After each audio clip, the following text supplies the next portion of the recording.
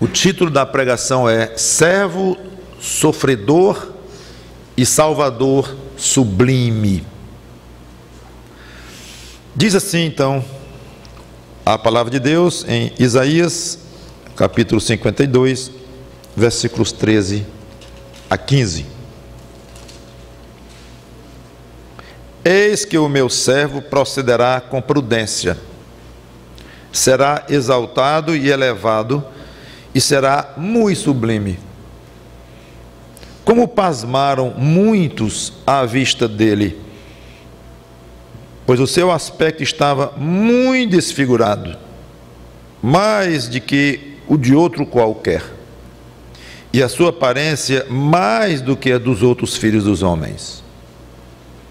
Assim causará admiração às nações, e os reis fecharão a sua boca, a boca deles próprios, por causa dele, porque aquilo que não lhes foi anunciado verão, e aquilo que não ouviram entenderão. Vamos orar. Obrigado, Senhor Deus, pela leitura da tua palavra, e a explicação nós colocamos aos teus pés, para que ela possa ser feita de acordo com a tua vontade e os teus propósitos eternos sejam feitos nas vidas das pessoas que vão ouvir. E me ajuda a levar as explicações. Em nome do Senhor Jesus Cristo te pedimos e te agradecemos. Amém. O profeta Isaías, que viveu no 8º século antes de Cristo, lá em torno de 750 antes de Cristo, ele usou em muitas passagens a expressão servo do Senhor, que podem se referir a indivíduos ou mesmo coletivamente a Israel. Mas entre todas essas passagens existem alguns sugerem o número de 4, que se referem ao servo do Senhor de tal modo que não se pode aplicar a pessoas de uma maneira geral, ou mesmo a Israel como a nação. São as passagens conhecidas como Cânticos do Servo, que falam de um personagem muito especial, com características de rei, ou seja, reais, e ao mesmo tempo de alguém que passa através de um sofrimento muito grande para pagar pelos pecados de todos aqueles que nele viessem a crer. Todos aqueles, incluindo Israel, e não apenas Israel ou os judeus, mas os gentios também, os não judeus. Ou seja, a raça humana inteira estaria convidada a conhecer esse personagem, a crer nesse personagem, sendo essa atitude de crer nele a única, exclusiva saída, solução de Deus para o problema do pecado do homem. Dentre as 4 passagens, esta é a mais detalhada, que fala no servo do Senhor. As outras estão no capítulo 42, 49 e 50, apenas para os que gostam de entrar mais fundo. E o próprio Novo Testamento deixa claro quem é esse personagem. É o Messias.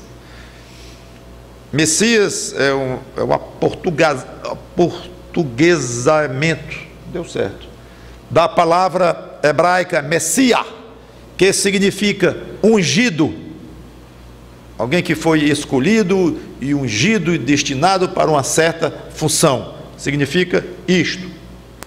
O nome Cristo é a transliteração no grego da palavra Christos, que significa exatamente a mesma coisa, ungido. Então, Messias e Cristo significam a mesma coisa de ungido. Um vem do hebraico, outro vem do grego.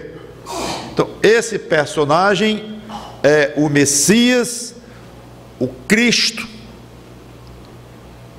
o Filho de Deus, que depois saberíamos mais detalhes pelo Novo Testamento, que iria se fazer e já se fez, já é passado, homem, encarnou-se, tornando-se então homem, e Deus ao mesmo tempo. Duas naturezas na mesma pessoa. Jesus de Nazaré, Jesus Cristo. É dele então que Isaías falou, e toda a Bíblia fala quando apontava para esse personagem, que seria o Salvador de Israel em todos os aspectos, e também, como já expliquei, dos gentios também. Se nós procurássemos as passagens na Bíblia que melhor explicam o propósito da primeira vinda de Cristo, esse trecho final do capítulo 52 e todo o capítulo 53 estariam incluídas nas passagens que melhor explicam o que ele veio fazer aqui na primeira vinda dele, natureza desta vinda dele.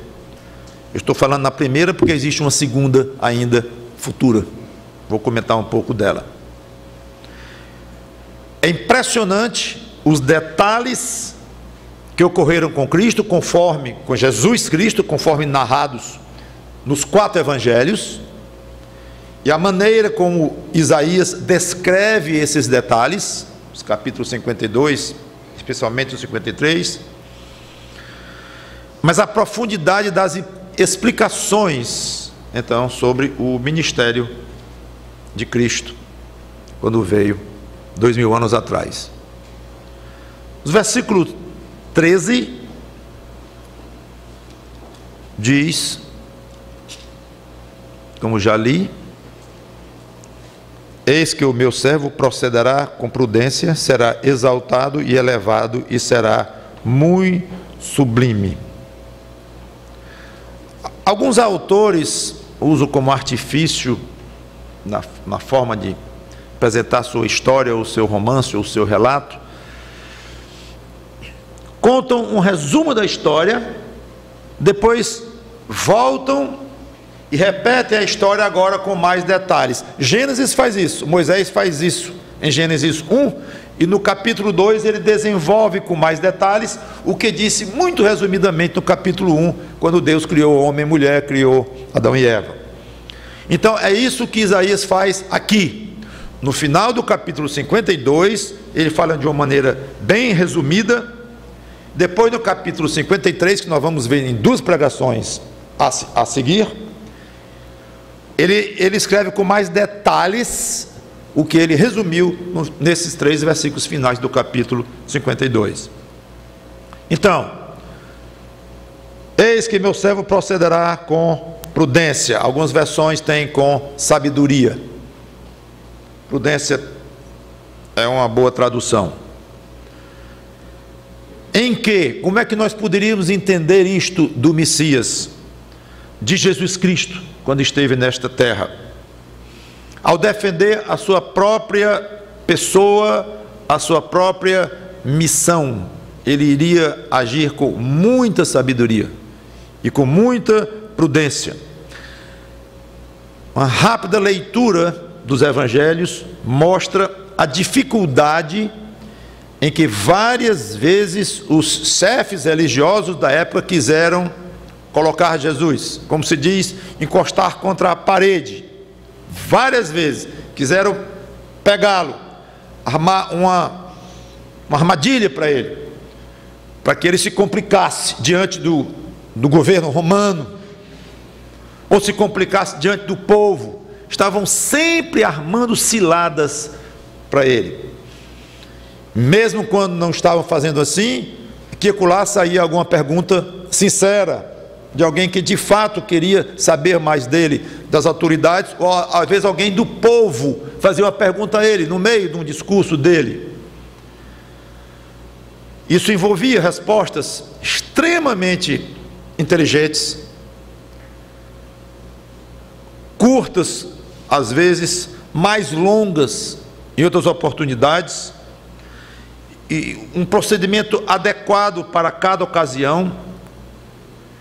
Tem momentos que nós vemos Jesus Cristo extremamente dócil, tem momentos que nós o vemos irritado, até como aconteceu 2 vezes, com um chicote na mão, lá no templo, às vezes com palavras macias, às vezes com palavras duras, raça de víboras, sepulcros caiados.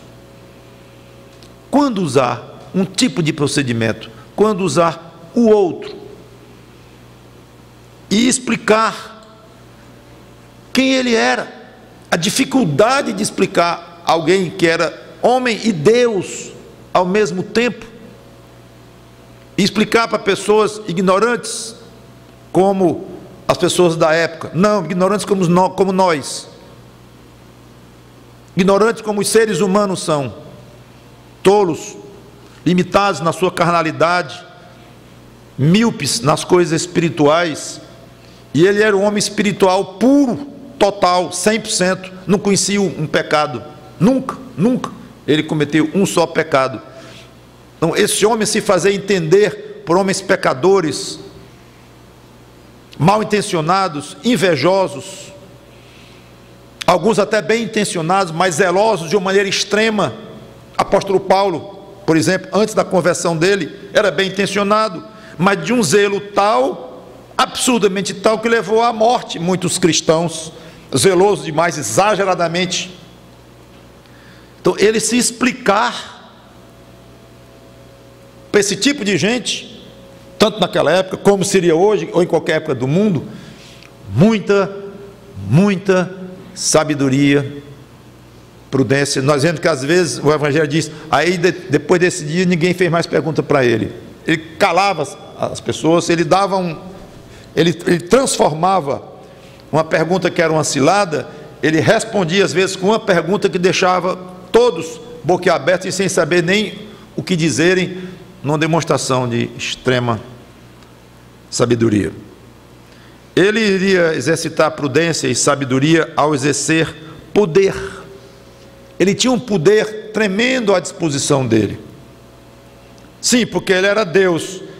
Não era bem assim que ele tinha o poder dele quando esteve aqui na sua encarnação, porque ele esteve esvaziado do uso desses poderes. Ele não estava aqui na plenitude da sua divindade, ele manteve plenamente a sua natureza divina, na pureza, na santidade, manteve obviamente intacta a sua natureza divina, mas o exercício de algumas prerrogativas, alguns atributos divinos, ele abriu mão de alguns deles, e ele tornou-se então, pela sua natureza humana, totalmente dependente do Espírito Santo de Deus. Ele foi um homem levado pelo Espírito o tempo todo em contato com o Pai, sempre, e dizia claramente, honestamente, abertamente, tudo o que eu estou dizendo para vocês é que eu ouvi do meu Pai. Era Jesus dando uma ênfase na sua humanidade, dizendo que ouviu, aprendeu do Pai dele, e numa mescla, obviamente, o seu estado eterno com o Pai, e agora como homem também, exercendo tudo aquilo que tinha ouvido do Pai. A pessoa de Jesus Cristo é de uma complexidade tal, que homem algum vai chegar perto de entender. As mentes mais brilhantes e mais poderosas, que já passaram por este mundo, depois dele, não conseguem nem arranhar a superfície de quem realmente foi o Senhor Jesus Cristo, mas com base nas Escrituras podemos, com cuidado, com prudência, como ele teve, então avaliar o que está escrito, o que está revelado para nós, e não passarmos daí, até onde nós podemos ter segurança quanto à questão da humanidade dele, da divindade dele, dessas duas naturezas coexistirem num ser só, uma só pessoa como ele era. Então era muito complexa a missão dele aqui. O poder dele, como eu falando, era totalmente dependente de Deus. Ele dizia assim, eu posso pedir ao meu Pai e ele mandar aqui uma legião de anjos destruir esses soldados que querem me prender aqui. Eu posso, mas curioso, observe como ele disse, eu posso pedir ao meu Pai Ele não disse, eu posso mandar os anjos, porque ele era Senhor dos anjos também. Mas observe aí o uso do poder dele, um poder que vinha do Pai dele, passava por ele, e ele então exercia milagres espetaculares, como vocês bem sabem. Quando os samaritanos recusaram a ele a acolhida, quando ele estava indo da Galiléia para a Judéia, os apóstolos João e Tiago perguntaram se ele queria que mandasse descer fogo do céu, lembram? Para consumir o povo samaritano. E ele os repreendeu, até com uma certa dureza. Então, o poder ele tinha à disposição dele. Ok, pois baixe fogo do céu e manda destruir esse povo que não me aceitou aqui. Não, não, não. Quando Pedro cortou a orelha de Malco, o servo do sacerdote, na ocasião da prisão dele, Pedro zangou-se e apavorado ali, defendendo o mestre e tal, ele tirou a espada e cortou, vocês conhecem a história, a orelha do homem. Jesus lembrou que poderia chamar mais de 12 legiões de anjos para se defender. Não queria, e diz, Pedro, embainha essa espada, Pedro. Não é por aí não, Pedro, não é assim não.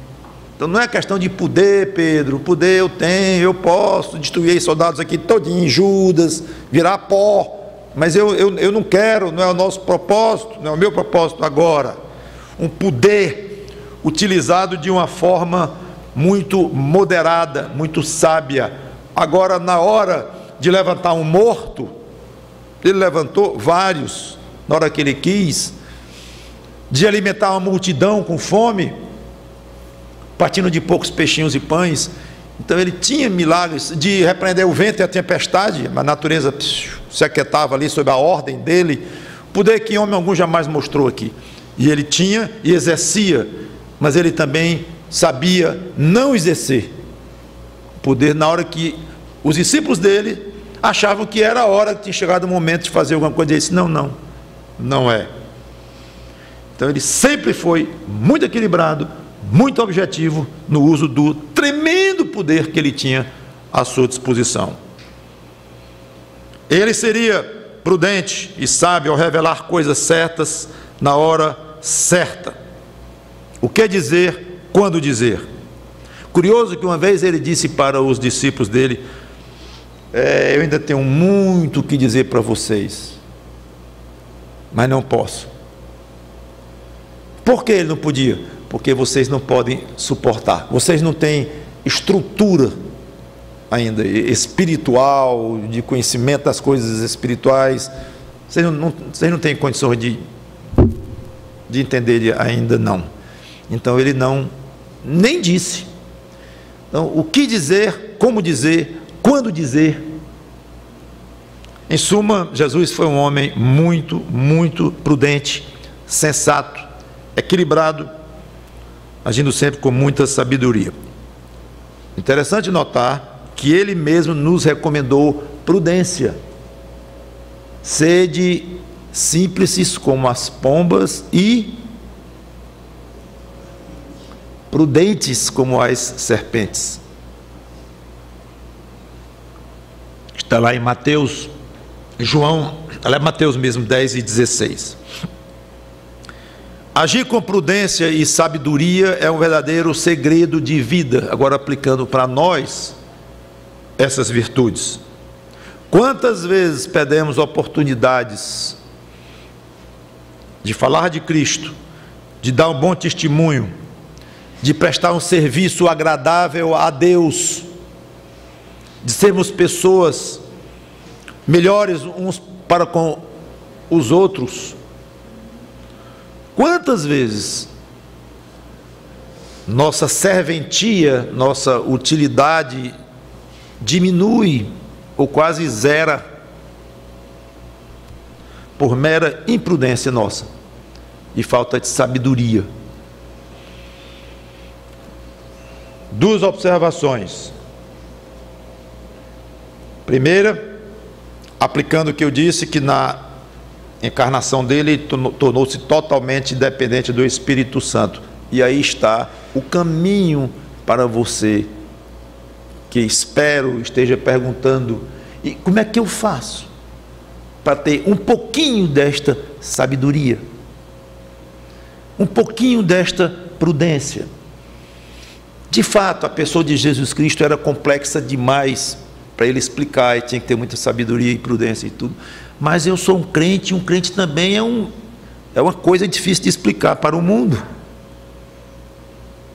E é difícil explicar para o mundo que você crê totalmente que é um salvo, vai para o céu, e lá tem anjos, e quem não é salvo vai para o inferno. Inferno? Rapaz, tu acredita nessas coisas? Adão e Eva para ti existiram? Não acredito, rapaz, um camarada inteligente como tu acredita em Adão e Eva? Ah, não pode. É difícil isto. É difícil você colocar isso de uma maneira que você nem está se impondo, sendo arrogante. É porque você é um ignorante espiritual, você não tem a revelação de Deus como eu tenho nas Escrituras, e acabou. Se você é um descrente herege, não é maneira de proceder, não é prudente, não é sábio. E nem calar a boca e ficar quase encabulado porque você cometeu a imprudência de dizer, uma ingenuidade, dizer que acredita no céu, acredita no diabo, o diabo com chifre e o rabo. Não, não é esse diabo que eu acredito, não. Mas o diabo é assim, basta ver as pinturas aí. Mas não, é outro diabo que eu acredito. É esquisito, gente.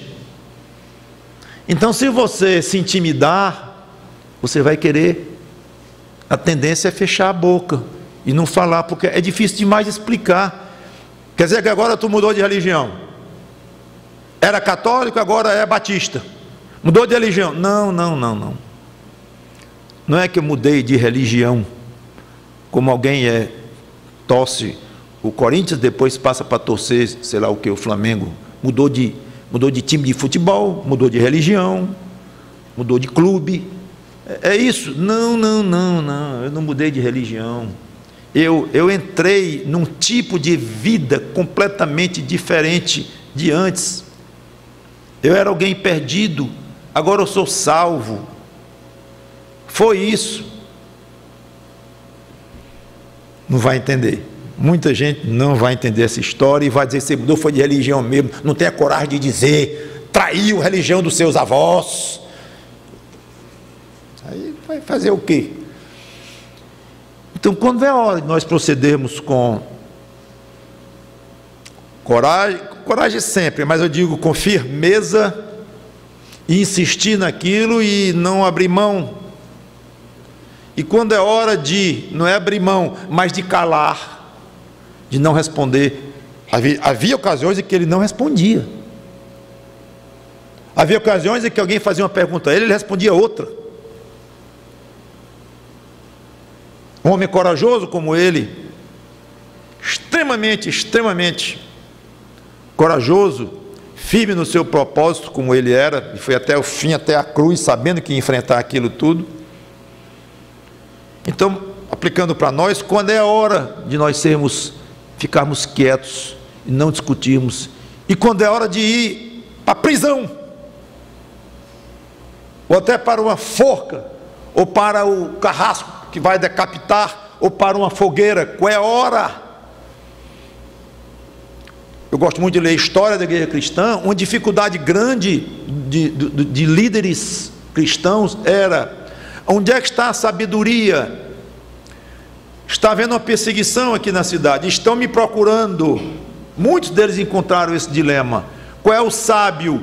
Eu saio da cidade e vou pregar o evangelho em outro lugar, e vou espalhando o evangelho, ou eu fico aqui sabendo que vou morrer para poder testificar do meu Salvador? E curiosamente houve crentes que procederam das duas formas.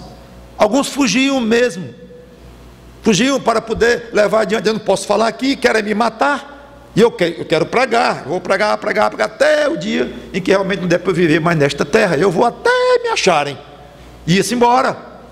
Paulo escapou de cidades, em cesto, uma vez, vocês sabem, desceram ele num cesto, e às vezes Paulo não escapava, Paulo ficava.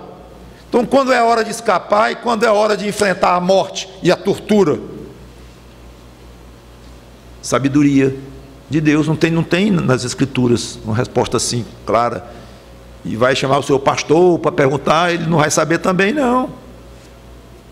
Vamos talvez conversar, examinar alguns pontos, averiguar algumas coisas, vamos orar juntos, e vamos terminar fazendo uma coisa, que é o que todo crente tem, é o recurso que ele tem, o que é? Pedir sabedoria ao Espírito Santo, o mesmo Espírito Santo que deu sabedoria a Cristo, para proceder como servo de Deus, de maneira prudente e sábia. A segunda observação que eu quero comentar para a nossa vida é a coerência do Senhor Jesus Cristo em nos mandar ser prudentes, sejam prudentes como as serpentes, algo que Ele mesmo deu exemplo. Aliás, a coerência de Jesus Cristo é uma das maravilhas, das grandes maravilhas da pessoa dele. Isso nos ajuda muito no dever de sermos obedientes. Nós temos que obedecer a alguém que fez o que disse, o que nós devemos fazer. Nós temos que obedecer ao nosso chefe, ao nosso Senhor. Em tese, ou no princípio, temos que obedecer, porque Ele é a autoridade, é o nosso Criador, nosso Senhor, e acabou. Ele não precisava nem dar satisfação, porque Ele estava mandando. Quem manda, manda e pode, acabou. Só que Ele, graciosamente, Ele fez aquilo que manda nós fazermos. Ele enfrentou a morte, sustentando a verdade em Deus, no caso, apontando a salvação, que era para Ele próprio. Hoje, nós devemos enfrentar, apontando a salvação para Ele, mas, basicamente, a mesma coisa. Então, Ele manda nós sermos prudentes e sábios. No caso, através de Tiago, quem acha que precisa de sabedoria, peça a Deus, que a todos dá liberalmente e tal. Então, fica aí a lembrança e a responsabilidade sobre os seus ombros, crente, em Jesus Cristo, que Ele vai nos cobrar aquilo que Ele mandou que nós fôssemos ou fizéssemos, e ainda mais com um grande argumento, embora Ele não precise bem disso, mas para força de explicação, de que Ele fez aquilo que Ele mandou nós fazermos. Falta de exemplo, Ele poderá nos dizer, falta de exemplo não foi, eu vos dei exemplo. Então, sejam sábios. Como é que eu posso ser sábio? Pedindo a Deus. Seja prudente, peça a Deus uma orientação, e Ele vai fazer isto. Aí ele diz, o meu servo procederá com prudência, será exaltado e elevado e muito sublime. Eu estive estudando um pouco a palavra no hebraico, traduzida aqui por sublime, e significa exaltado, muitíssimo exaltado. Inclusive na Nova Versão Internacional, NVI, a tradução é essa. Para, em vez de muito sublime, como tem aqui na revista atualizada, é muitíssimo exaltado. Então lá tem assim, então na realidade o que Deus quer dizer é, Ele será exaltado, elevado, muitíssimo exaltado. Não está dizendo a mesma coisa, não? Está dizendo a mesma coisa. Antes de falar no sofrimento de Cristo, então, o profeta adianta o final em que ia dar o sofrimento dele, e utiliza três termos semelhantes, embora com palavras diferentes no original, para enfatizar o quão exaltado aquele servo sofredor, que iria passar por todos aqueles sofrimentos que ele vai descrever, vai tocar no ponto aqui no 52, mas vai descrever em mais detalhes no 53, ele mostra então o nível de exaltação a que aquele servo será exposto, usando três termos diferentes. Alguns estudiosos, inclusive, associam essas três expressões, a primeira com a ressurreição dele, a segunda com a ascensão dele de volta aos céus, e a terceira a sublime exaltação dele à direita do Pai. É uma maneira de interpretar curiosa, não podemos garantir que isso estava na mente do apóstolo Isaías, do profeta Isaías, quando ele escreveu essas três palavras aqui.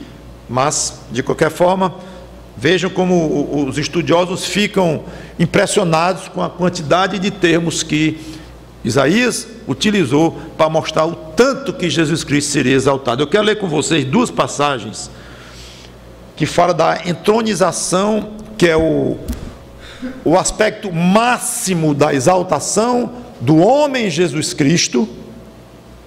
Não foi ressuscitar, não foi voltar ao céu. O aspecto máximo foi, depois de ressuscitar, voltar aos céus, e depois de voltar aos céus, sentar-se à direita de Deus Pai, com todo o poder, toda a glória, toda a autoridade no céu e na terra. Não poderia haver uma forma de Deus homenagear a raça humana, ou mostrar o seu amor pelos seus eleitos, do que Deus tomar um ser humano e exaltá-lo à posição de colocá-lo à direita dele próprio. Sim, esse ser humano é Deus também, mas é ser humano, não esqueça isto. Então a humanidade está representada em um homem, hoje, neste momento, que está à direita de Deus Pai. Ali está um homem. Ele não deixou de ser homem e voltou a ser espírito, como era antes da sua encarnação. Como Deus é espírito, ele adquiriu um corpo que foi trucidado naquela cruz, como vamos ver aqui, depois ressuscitou, voltou aos céus agora com um corpo glorificado, tanto que João, que deitava a cabeça no peito dele, caiu aos pés dele com a beleza do corpo dele, glorificado, e com este corpo ele assentou-se à direita do Pai. Mas nunca esqueça, ele continua sendo um ser humano. Tem um homem hoje lá no céu, à direita de Deus. E como Deus, que ele é também, reassumiu toda a sua glória, cujo exercício ele tinha aberto mão por algum tempo enquanto esteve aqui. Nós seremos seres humanos no céu ainda. Hoje há seres humanos no céu, os crentes que morreram, eles estão no estado incompleto, eles não receberam ainda corpos glorificados, mas vão receber quando Cristo vier arrebatar a sua igreja, vão receber corpos semelhantes ao que Cristo tem hoje. Então eu quero ler Colossenses 3:1. Se alguém perguntar, meu amigo, qual foi a maior demonstração de que Cristo foi aprovado por Deus, tudo o que ele fez? Você pode dizer Colossenses 3:1, sem pensar muito, você pode dizer a ressurreição dele, a volta dele ao céu, e a entronização dele ao lado direito do próprio Deus Pai. Prova máxima. Aliás, é a prova de que ele foi totalmente aceito. Como eu preguei na mensagem passada ou atrasada, um filho amado em quem me comprazo. Então, Colossenses 3:1. Portanto, se fostes ressuscitados juntamente com Cristo, buscai as coisas lá do alto, onde Cristo vive, à direita de Deus. Ande um pouquinho para trás aqui algumas páginas e vamos a Filipenses 2:9.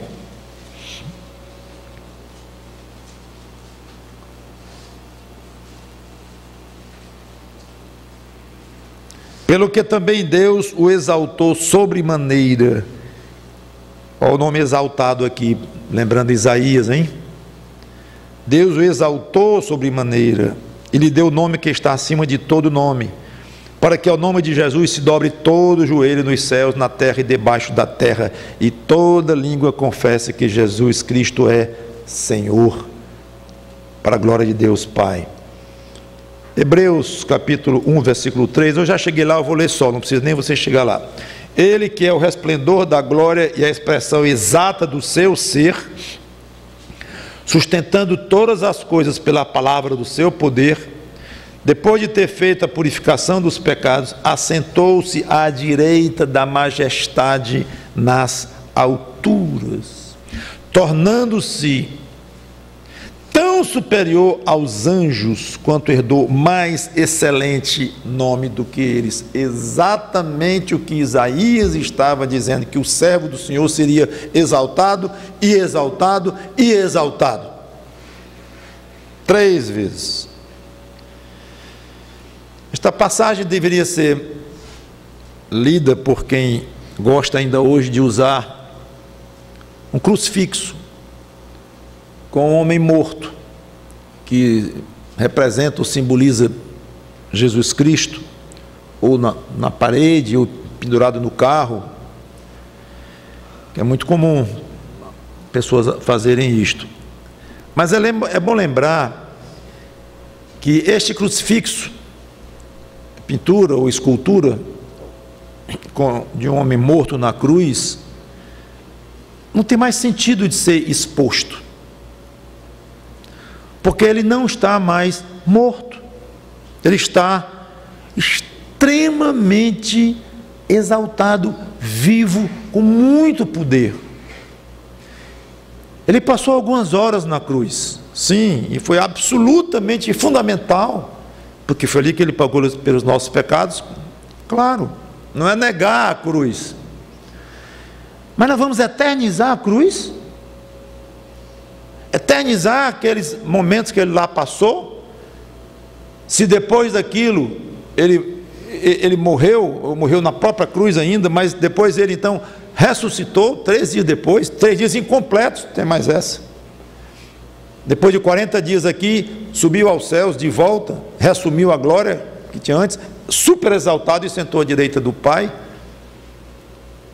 Então eu sugeriria que essa imagem de Jesus morto, ali, constantemente morto, todo dia morto na sua parede, todo dia no seu pescoço, ou em algum lugar, é uma imagem, é uma realidade pobre que você está representando. Não tem sentido. Pense nele vivo, muito vivo e com muito poder. Versículo 14, voltando então a Isaías 52, pasmaram muitos à vista dele, pois o seu aspecto estava muito desfigurado. Aqui é evidente, depois de falar da exaltação, da superexaltação de Cristo, Isaías agora diz assim, mas antes dessa exaltação ele vai passar por momentos extremamente dolorosos, e vai estar numa fase muito sofrida, vai ser muito machucado fisicamente, e aqui se refere ao aspecto físico dele durante o julgamento, e isso vai entrar em mais detalhes, como eu já disse no capítulo 53, inchado pelas bofetadas que ele levou, os cabelos certamente duros pelo sangue coagulado, ele foi coberto botaram uma coroa de espinhos, sangrou muito certamente a cabeça dele, misturado com os cabelos avermelhados e endurecidos, o rosto também sujo de sangue, misturado com suor, escorrendo da cabeça. As feições dele deve ter sido de causar uma impressão profunda. O que será que tinha na expressão do Senhor Jesus Cristo naquela cruz, além de dor física muito intensa que ele estava sentindo? Uma mistura de amor pelas pessoas, como ele era muito amoroso, a ponto de orar a Deus, perdoa-lhes porque não sabem o que fazem. Uma mistura de pena, daqueles brutos, animalizados que faziam aquilo com ele, uma mistura de tristeza por fazerem isso com o próprio Criador, um homem que nunca teve um pecado nenhum, uma mistura de decepção. Veio para o que era seu e os seus não receberam, e na cruz ele vivenciou aquele fato.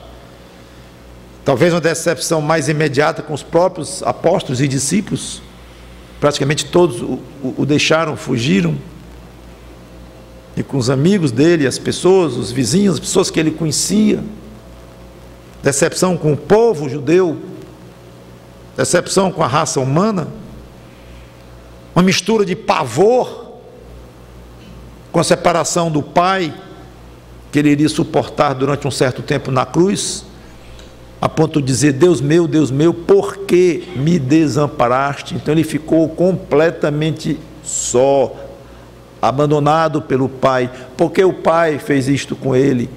Porque era necessário que ele carregasse o Filho, carregasse os pecados do mundo de tal forma que ele ficou sem condições nenhuma de ser encarado por Deus, os pecados sobre ele. Tem uma pregação que eu falei aqui há alguns meses atrás: o maldito de Deus é ele, Jesus Cristo, naquela cruz. Amaldiçoado todo aquele que for pendurado em madeiro. Já expliquei detalhadamente essa expressão, mas de vez em quando é bom lembrar. Pensou o tamanho do sofrimento dele em saber que estava ali sendo considerado o maldito do seu pai, queridíssimo, amadíssimo. Como é que ele poderia pensar em ser abandonado pelo pai dele, que foi e gritou desesperado? Tudo isso estava refletido na expressão dele, além, como já falei, do seu próprio sofrimento físico a que ele estava submetido, muito provavelmente sem ar, que é como as pessoas crucificadas ficam, sem condições de respirar. Muitos morrem sufocados na cruz. Então esta passagem descreve o aspecto físico dele. E outra coisa, o constrangimento, como qualquer pessoa sentiria ou sente quando está numa situação vexatória. Estava condenado como um criminoso ali, e muito provavelmente, é quase certo, que ele estava completamente despido, porque era assim que crucificavam os bandidos, despidos, uma indignidade que era proposital, claro. E ele sentiu, suportou, passou tudo isso por nós. E a reação dos presentes, é o que diz Isaías, foi de pasmo. Que coisa triste nós estamos vendo aqui. Que feições, que sofrimento. O aspecto dele, como diz aqui, estava muito desfigurado, muito mais do que qualquer outra pessoa. Alguém poderia argumentar: não, mas por isso não que muitas pessoas passaram por sofrimentos físicos como o dele, talvez até piores, e muitos foram crucificados. Muito bem. Algum deles sem pecado algum? Algum deles que havia deixado o céu para vir sofrer pelos homens? Então este aspecto deve ter sido o que mais pesou para esse comentário de Isaías aqui. Mais do que qualquer outra pessoa, ele estava desfigurado, a aparência estava ruim demais, feia até de se olhar. Com certeza, não só o aspecto físico, porque muitos sofreram assim, mas o que estava na mente, no rosto, na expressão facial dele, no olhar dele. Existem livros que hoje falam sobre o poder das expressões faciais, o que significa, às vezes, o músculo de uma pessoa que se mexe no rosto tem um significado, levantar de uma sobrancelha. Então, a expressão dele deve ter sido extremamente chocante, tocante. E é isso o que Isaías deve estar escrevendo aqui. Pergunto eu, até que ponto você se sentiria capaz de se expor por esse personagem aqui que suportou tudo isto em seu benefício? Essa é uma pergunta que todo crente deve se fazer constantemente. Você estaria disposto a receber bofetadas na Praça do Ferreira, na frente de todo mundo, injustamente, cruelmente, ser espancado em nome de Cristo? Não é você ser espancado por um marginal que lhe assaltou com um revólver na mão. Isso aí qualquer pessoa é. Assim morre, se resistir.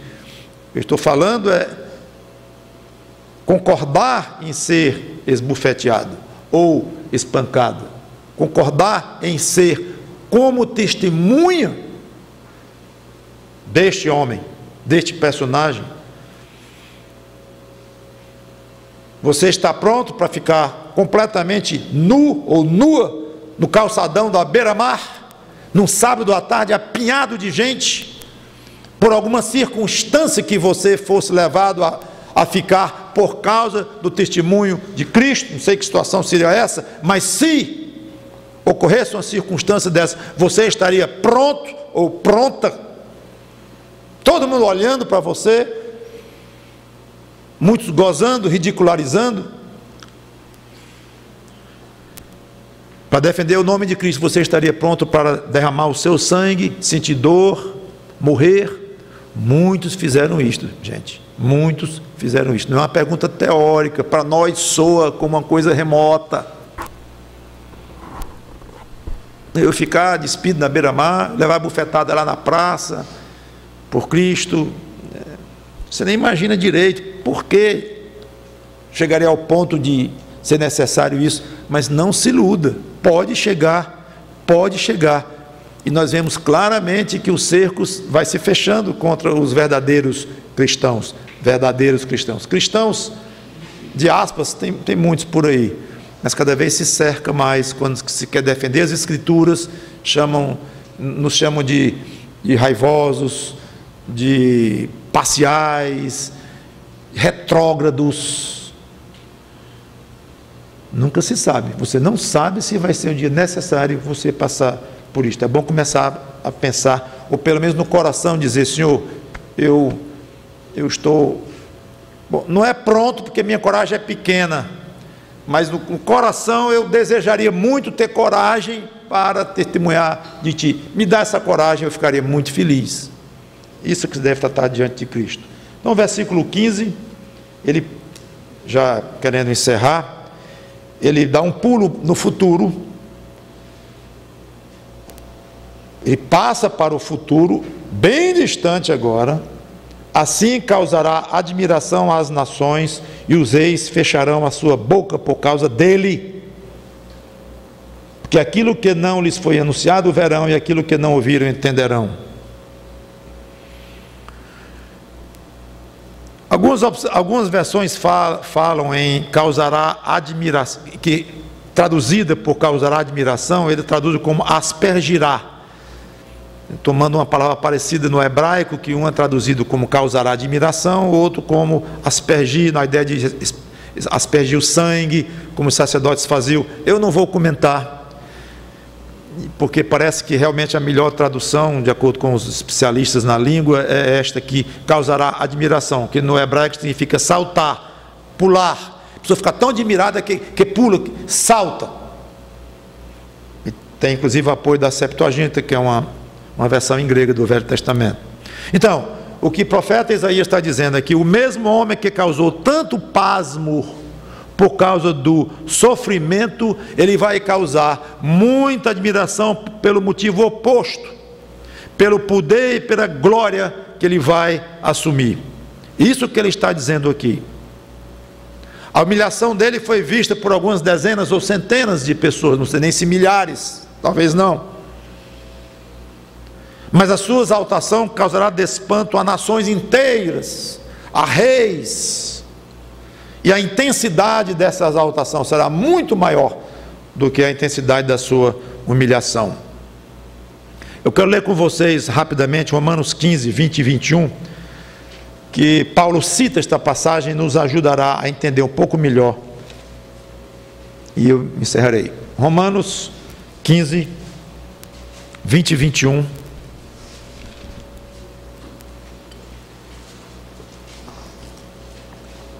Diz assim: esforçando-me deste modo por pregar o Evangelho, não o de Cristo já for anunciado, para não edificar sobre fundamento alheio. Antes, como está escrito, hão de vê-lo aqueles que não tiveram notícia dele, e compreendê-lo os que nada tinham ouvido a seu respeito. Uma citação direta do versículo 15, lá de Isaías 52, que eu acabei de ler.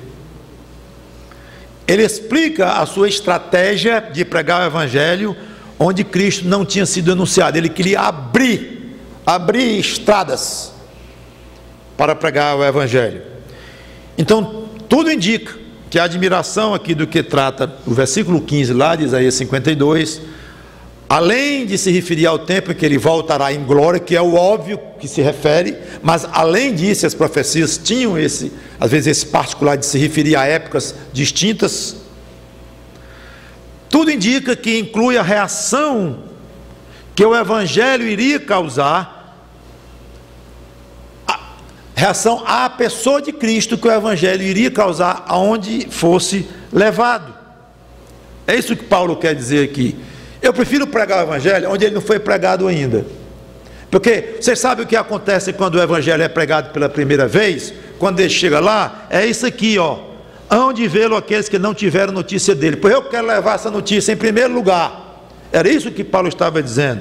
E compreendê-los que nada tinham ouvido a seu respeito. Então aqui fala de uma reação que o Evangelho iria causar, reação com relação à pessoa de Cristo. E de fato, aonde o Evangelho chegava, provocava admiração, reações fortes, revoltas, perseguições. Alguns se entregavam totalmente a este Evangelho, se convertendo, outros rejeitavam, autoridades se convertiam, autoridades perseguiam, todos falavam, comentavam, e o centro quem era? A pessoa dele, Jesus Cristo, que era o centro do Evangelho. Famílias se dividiam, governadores escreviam a reis, perguntando: o que eu faço com esses judeus? A história está aí, registrado isto. O que eu faço com esses judeus aqui, esses cristãos que estão aqui, alguns judeus, outros gentios? É uma confusão, ninguém entende nada, é um Deus diferente que eles estão pregando, são muito esquisitos. Eles dizem que comem criancinhas nas reuniões dele, matam para comer, porque eles falam que eles comem um negócio lá que diz que é o corpo do Deus deles, desse Jesus, diz que bebem o sangue deles. Esse sacrifício humano que eles estão fazendo, e faziam todo tipo de acusação, e algumas eu acho que eram sinceras, de autoridades completamente ignorantes, não entendiam coisa nenhuma do Evangelho, e achavam aquilo muito esquisito, e é esquisito, olhando por um ponto de vista simplesmente humano, à parte das explicações das Escrituras. Então, ainda hoje é assim. Agora eu quero aplicar para nós: o Evangelho, aonde chega, ele causa reações fortes. É assim mesmo, mas não deixe de pregar por causa disto, independente das reações, independente do marido fazer cara feia, independente da esposa fazer cara feia, independente do chefe dizer que lhe despede se você falar de novo a palavra de Jesus lá no escritório dele, e isso ou aquilo. Pregue, e as reações que venham, porque a pessoa de Jesus Cristo é motivo de muita polêmica, sempre foi, sempre será, e causa admiração nas pessoas. E há o aspecto do cumprimento pleno que aguarda ainda essa profecia do versículo 15, que é a segunda vinda do Senhor Jesus Cristo, quando ele virá com todo o poder, toda a glória. Todos o verão, os judeus o verão, os gentios o verão. Os judeus vão reconhecê-lo como Messias, aquele Messias que haveria de vir, e que os cristãos dizem: já veio, pessoal, vocês não estão vendo que o Messias de vocês, judeus, já veio, é Jesus de Nazaré? Não, aquele ali não, aquele era um impostor, que se passava por Messias sem ser. Não. Um dia os judeus vão dizer: era ele mesmo,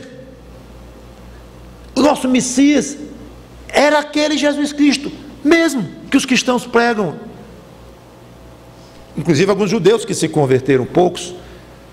E a Bíblia diz isso claramente, eles vão se impressionar e vão se lamentar sobre ele, vão se arrepender profundamente. Como é que nós fizemos isto com o nosso Messias? Nós em Jerusalém, que monstros nós fomos e éramos e estamos sendo durante todos esses séculos. Como é que pode? Esse negócio de que ainda vem o Messias, que vem nada, já veio, vocês o mataram. Pedro disse isso, está lá registrado, Paulo, todos eles que pregaram o Evangelho. Então Isaías aponta para este tempo em que ele vai chegar, vai haver uma conversão em massa dos judeus, e vai haver conversão dos gentios, e ele julgará os gentios, e os reis estarão perante ele, alguns vão se converter, e mudo vão adorá-lo à sua frente. Os que continuarem rebeldes a ele serão mortos por ele. Estou resumindo aqui muita coisa que eu poderia dizer para as Escrituras. O mundo vai ver o que é poder, quando o Messias de Israel, que é o mesmo Salvador do mundo, que é o mesmo Jesus Cristo, o Filho de Deus, estiver em Jerusalém, reinando 1000 anos nesta terra. O mundo vai ver o que é poder no reinado dele, chamado milênio, e as nações irão para Israel adorá-lo lá. O mundo nunca terá visto tanta glória junta, tanto poder, que o Messias e Salvador Jesus Cristo exibirá. É para este ponto aqui, finalmente, que a profecia de Isaías aponta. Que nós, crentes, nunca tiremos de vista este futuro que aguarda a verdadeira cristandade, ao lado do Senhor Jesus Cristo, e todos os que se converteram, claro, antes da vinda dele, todos os salvos. Nos lembremos de proceder como ele procedeu, na dependência do Espírito Santo, dependência do Espírito Santo, todo dia, peça a Deus, quando você abrir os olhinhos, antes de levantar, sentir a primeira dor nas costas, Senhor, me dá sabedoria pelo teu Espírito Santo que habita em mim, para que eu possa viver como Cristo viveu aqui, o máximo que eu puder, com prudência, sabendo como agir, quando agir. Eu não sei, eu sou um pobre coitado, me ajuda pelo teu Santo Espírito, que o Espírito Santo tomou Jesus, a pessoa dele totalmente, e vejam o resultado espetacular que foi o ministério dele. Quanto a você, amigo, reaja ao Evangelho de uma maneira humilde, corra para o Senhor Jesus Cristo, peça a Ele perdão dos seus pecados, e você verá a maravilha que é poder dizer: eu tenho um Salvador, eu escapei do inferno, eu fui chamado para o reino deste personagem que Isaías falou. Vamos orar. Obrigado, Senhor, pela tua palavra, pelo teu Espírito Santo.